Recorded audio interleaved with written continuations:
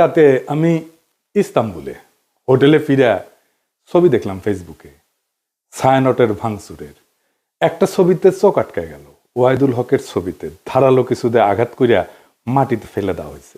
এই মানুষটার স্নেহ প্রশ্রয়ে আমি বড় হয়েছি। সেই কৈশোরে তার হাত ধরে কত শহর ঘুরছি তার ঠিকানা নাই। আমার বাবার বন্ধু সঙ্গীত গুরু ওয়াহিদুল হক, আপনারা বুঝতে পারতেছেন আমি ঢাকায় থাকলে ওই ছবিটা অন্তত বুক দিয়ে আগলাইতাম।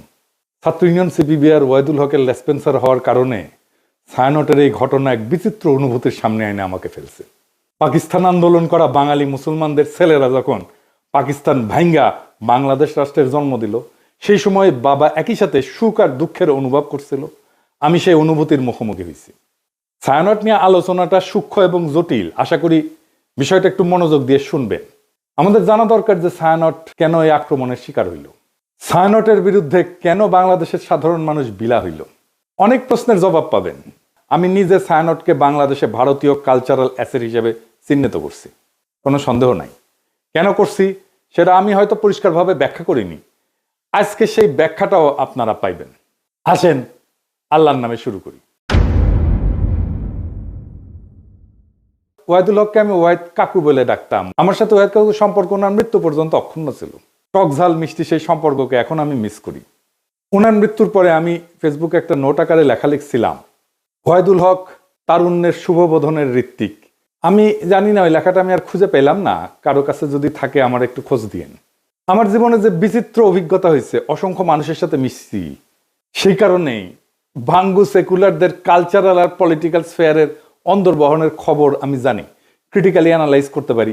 তার কারণ ওই ক্ষুদ্রকাল থেকে আমার এই ওরিয়েন্টেশনের সাথে আমি যুক্ত। এই কারণে আমি জানি ঠিক কোথায় ওদের উইক পয়েন্ট আর কোথায় তাদের শক্তির দিক। তবে আমি যেহেতু গান গাইতে পারতাম না, আমি তো অসুর, মানে সুর নাই আর কি, আমি রবীন্দ্রনাথের লেখা বুঝতে চাইতাম, তার জ্ঞানতাত্ত্বিক উৎস খোঁজার চেষ্টা করতাম। জ্ঞানতত্ত্ব মানে হইতেছে আমি যেটাকে সত্য জ্ঞান বলে মানতেছি সেটা আসতেছে কোন জায়গা থেকে। এই জায়গাগুলোকে বলা হয় জ্ঞানতাত্ত্বিক উৎস বা এপিস্টেমিক সোর্সেস, দর্শনের ভাষা। মানে এই গানটা কি বুঝায়, মানে ধরেন তুই ফেলে এসেছিস কারে মন মন রে আমার, তাই জনম গেল শান্তি পেলি না রে মন মন রে আমার। অথবা ধরেন প্রাণ চায় চক্ষু না চায়, মরি একিতর দুস্তর লজ্জা, সুন্দর এসে ফিরে যায় তবে কার লাগে মিথ্যায় শয্যা। মুখে নাহি নিঃস্বরে ভাস, দহে অন্তরে নির্বাক বহ্নি, ওষ থেকে নিষ্ঠুর হাস, তব মর্মে যে ক্রন্দন তন্নি। মাল্য যে দংশিছে হায়, তবে শয্যা যে কণ্টক শয্যা, মিলন সমুদ্র বেলায় চির বিচ্ছেদ জর্জর মজ্জা। আহা কি মধুর! মনে করিছেন এটা প্রেম প্রীতির গান? জিনা জিনা ভাইজান, এটা অন্য জিনিস। আমার একটা বই আছে রবীন্দ্রনাথ অন্য আলোয়, রবীন্দ্রনাথের অনেক গানের অর্থ ওইখানে ব্যাখ্যা করেছি। একদিন দরকার হইলে যদি টাইম পাই তাহলে একটা এপিসোড করে ব্যাখ্যা করতে পারি গান ধরে ধরে এটা কি বুঝায়। তো এই গানের অর্থ আবিষ্কার করতে করতে, তার অন্তর্গত দর্শন খুঁজে বের করতে করতে একসময় আবিষ্কার করলাম রবীন্দ্রনাথ আসলে উপনিষদ। উপনিষদ মানে হিন্দুদের প্রধান ধর্মগ্রন্থ, তার একটা। উপনিষদের কন্টেম্পোরারি বা আধুনিক উপস্থাপনাই হইতেছে রবীন্দ্রনাথ। ওয়াহিদ কাকুর সাথে আলাপগুলা করতেই পারতাম না, আমাকে এই উপনিষদ আর রবীন্দ্রনাথ সংক্রান্ত আলাপগুলা করতেই দিতেন না। একদিন আমি বললাম যে কাকু, ওই যে যদি ঝড়েরও মেঘেরও মতো আমি ধাই চঞ্চল অন্তর, তবে দয়া করো হে ঈশ্বর, এই গানটা তো ঋগ্বেদের। যদে আমি প্রস্ফুরণ নিব ধৃতির নাম আদো আদ্রিবহ, এটার অনুবাদ। ওয়াহিদ কাকু ভীষণ রেগে উঠে বললেন, তুই আর একটা ঋগ্বেদের শ্লোক অনুবাদ করে গান লিখে আন, দেখি কেমনে পারিস। তো বেদ আর উপনিষদের সাথে রবীন্দ্রনাথের লেখার অদ্ভুত সাজুজ্যের কথা বললেই ওয়াহিদ কাকু এইভাবে চেতে যেতেন। আমি বলতাম, বুড়া চেতে কেন? পরে বলছি, ক্ষুদ্রকালে আমি রবীন্দ্রনাথের রাজনীতির গুরু উদ্দেশ্য খুব পরিষ্কারভাবে ধরে ফেলছিলাম। উপনিষদ ঋগ্বেদ পড়তে বাধা নেই, অবশ্যই বাধা নেই। নিশ্চয়ই জ্ঞান অর্জনের জন্য ধর্মগ্রন্থ পড়া উচিত, আলোচনা করা উচিত। আমি সবাইকে উৎসাহ দিই পড়তে সব ধর্মগ্রন্থই, কিন্তু সেটাকে রবীন্দ্রনাথের মুড়ায় পরিবেশনের উদ্দেশ্যটা কি? এইখানে আপনি ছায়ানট প্রতিষ্ঠার উদ্দেশ্য বুঝতে পারবেন। কি সেটা? উদ্দেশ্য হইতেছে এই যে ইন্ডিয়া চায় বাংলাদেশের মুসলমান ধর্মে মুসলমান থাকুক নামে, কিন্তু সে তার ইনার সেলফে, ভিতরে অন্তর্গতভাবে সে ধারণ করবে হিন্দু ওয়ার্ল্ড ভিউ, হিন্দু বিশ্ব দৃষ্টি।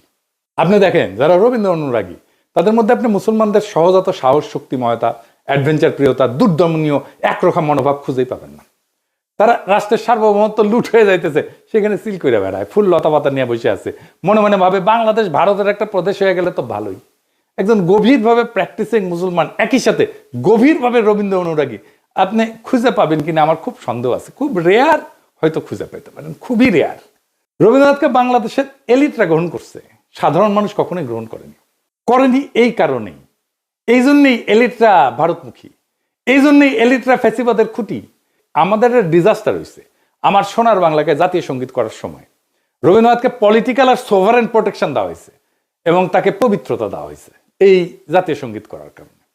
দ্বিতীয় কারণ হইতেছে আমাদের রাজনৈতিক জনগোষ্ঠী হিসেবে এটা ক্রিস্টালাইজ হওয়াটাকে বাধা দেয় রবীন্দ্রনাথ। কিভাবে? রবীন্দ্রনাথ বাংলাদেশের যেটা ডমিনেন্ট মুসলিম কালচার, এটাকে পলিটিক্যাল ক্রিস্টালাইজেশনের পথে বাধা হইয়া দাঁড়ায়। আমি একটা উদাহরণ দিই, খুব বাস্তব উদাহরণ। সারা দুনিয়ায় আপনার ইন্ডিয়ানরা দেখছেন না, যারা বাইরে থাকেন তারা দেখছেন ইন্ডিয়ানদেরকে।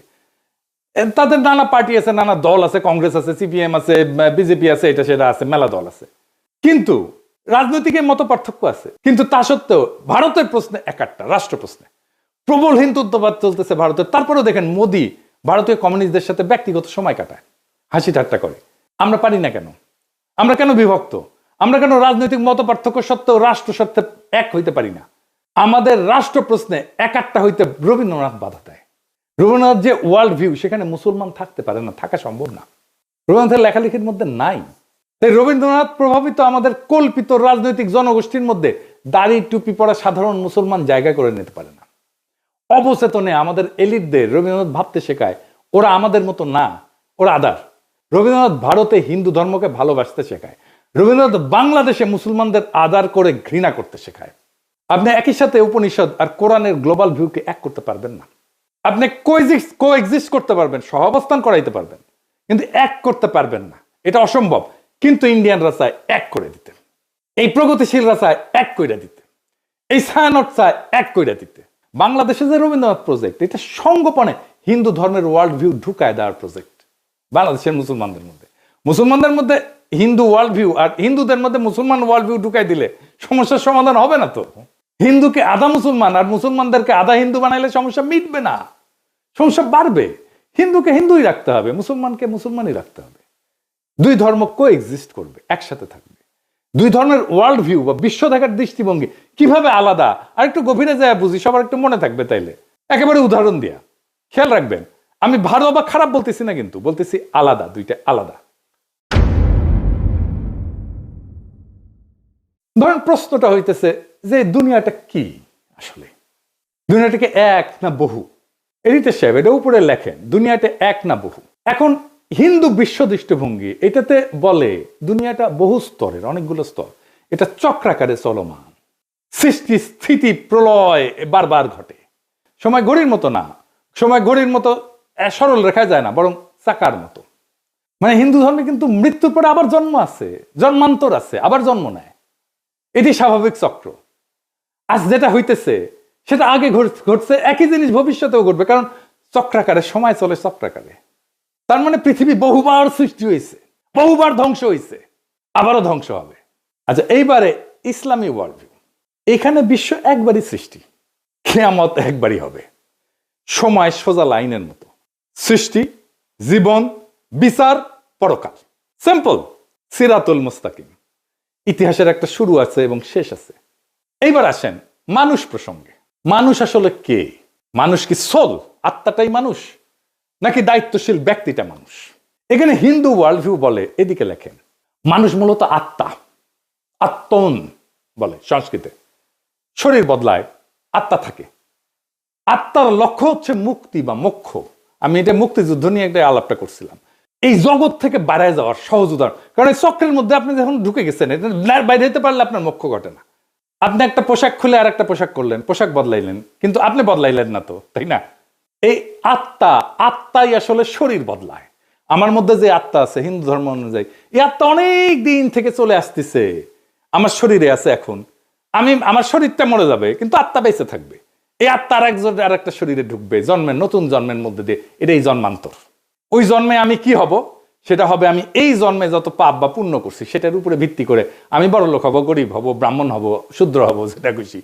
এবার ইসলামী ওয়ার্ল্ড ভিউ, মানুষ একক এবং অনন্য ব্যক্তি এবং এই একটাই জীবনের একমাত্র সুযোগ, এটাই লক্ষ্য। জবাবদিহির মাধ্যমে ন্যায় ভিত্তিক জীবনযাপন করে আমি পরকালে অক্ষয় শান্তি লাভ করতে পারি। এখানে কোনো সেকেন্ড চান্স নাই। আচ্ছা, ভালো কাজ মন্দ কাজ এটা কিভাবে কাজ করে Hindu world view? Hindu world view এটা কর্মফল, মানে আমি যা কাজ করি সেইটার ফল, এটার ভালো মন্দের ফল স্বয়ংক্রিয়, এটা কেউ বিচারক না। কিন্তু দেখেন সেকুলার এবং বামপন্থীরা ওরা কিন্তু একটা কথা বলে, কার্মা ইজ এ বিচ, এই কথা বলে না, মানে কর্মফল, বুঝছেন? ওরা যে আসলে হিন্দু কালচারটাই নেয় সেটাই হচ্ছে এই কথা। দেখেন অনেকে এটা বলে, আপনি দেখবেন আওয়ামী লীগ বাম যারা আছে প্রগতিশীল তারা এটা বলে কার্মা ইজ এ বিচ। তার মানে কর্ম আসলে ফলটা দেয়, কর্মই ফলটা দেয়। আমি যেটা করতেছি এটাই ফল দিবে। ফল পেতে এই জন্মে না হলেও পরের জন্মে আমি ফল পাবো। এমন একটা পাপের জন্ম হবে পরের জন্মে, ওইখানে যে আমি আমার এই আজকের কর্মের ফলটা আমি ওইখানে পাবো, এটা কর্মফল। ইসলামী ওয়ার্ল্ড ভিউটা কি? ভালো মন্দের নৈতিক হিসাব আছে এবং বিচারক খোদা তাআলা, আল্লাহ তাআলা। ইচ্ছা, নিয়ত, প্রেক্ষাপট, এখানে সবকিছু বিবেচনায় আছে, ভালো মন্দের বিবেচনায়। 4 নাম্বার, সমাজে আসলে বৈষম্যকে কিভাবে দেখা হয় হিন্দু ওয়ার্ল্ড ভিউ। হিন্দু ধর্মে তো আপনি জানেন যে জাতিভিত্তিক ভাগ আছে আর কি, মানে ব্রাহ্মণ সবার উপরে, শূদ্র সবার নিচে, আমি বলে ব্রাহ্মণ, এটা মাথায় রেখে। তো যাই হোক, এই যে বর্তমান অবস্থা, এইটা পূর্বজন্মের ফল হিসেবে দেখা হয়। আমি যদি এই জন্মে খারাপ কইরা থাকি আর কি, তাহলে এটা আমার পূর্বজন্মের ফল। আমি যদি এই জন্মে ভালো কইরা থাকি, তাহলে আমি পূর্বজন্মে অনেক পুণ্য করছিলাম, সেই জন্য এই জন্মে ভালো করেছি। সো হিন্দু ওয়ার্ল্ড ভিউয়ে মানুষ উঁচু নিচু জাত হয়ে জন্মায়, জন্ম থেকেই সে উঁচু বংশের অথবা নিচু বংশের। এইবার ইসলামী ওয়ার্ল্ড ভিউয়ে কি বলে? মানুষ জন্মগতভাবে সমান, সমান মর্যাদার।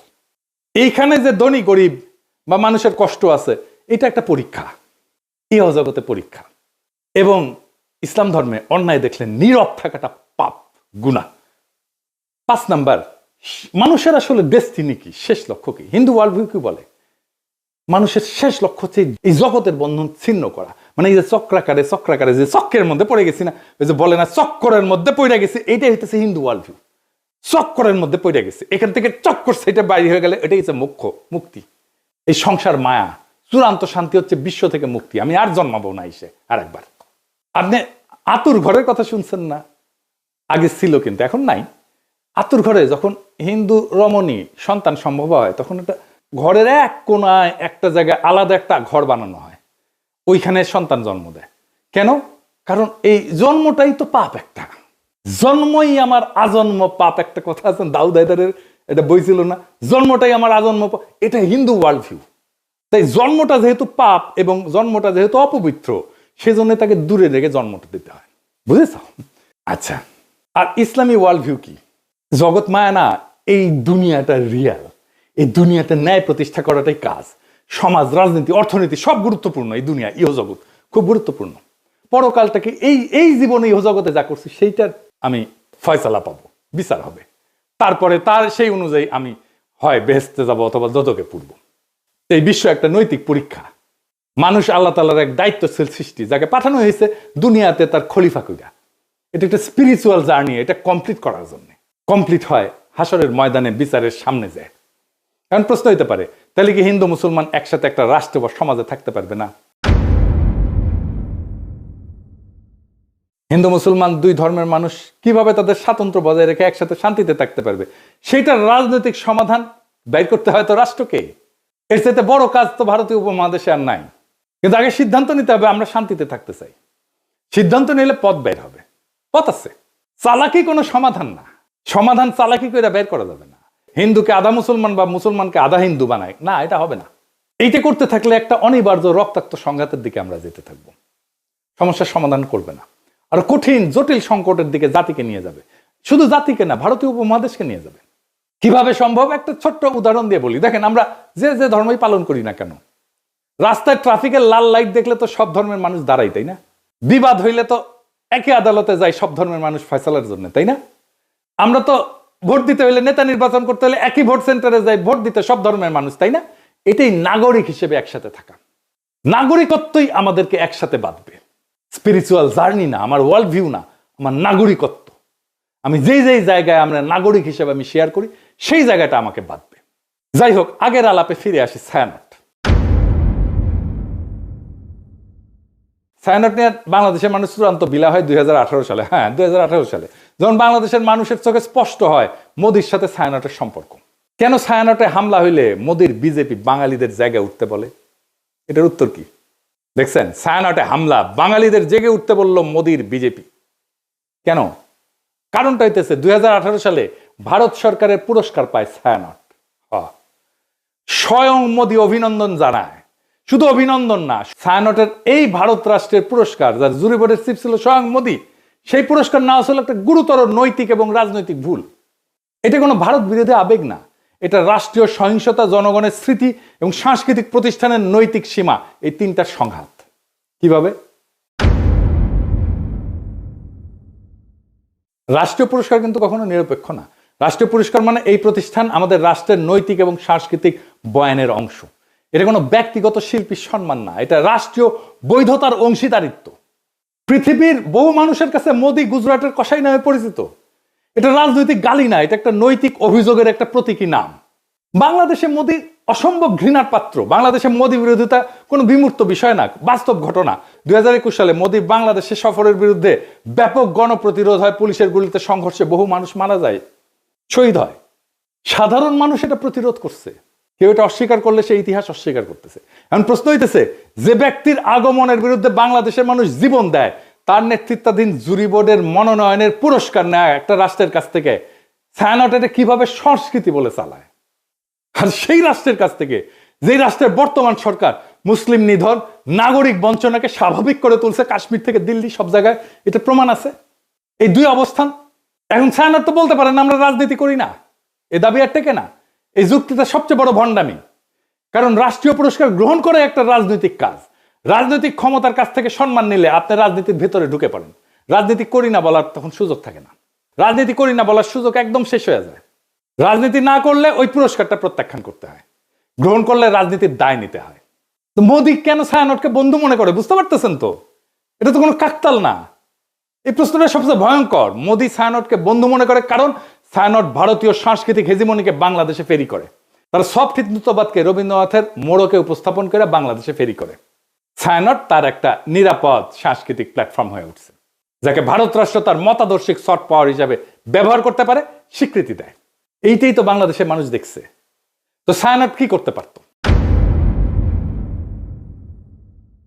পুরস্কার প্রত্যাখ্যান করতে পারত। ইতিহাসে অসংখ্য উদাহরণ আছে যেখানে পুরস্কার গ্রহণ না করাই নৈতিক অবস্থান হয়ে ওঠে, প্রত্যাখ্যানই প্রতিষ্ঠানকে সম্মানিত করে।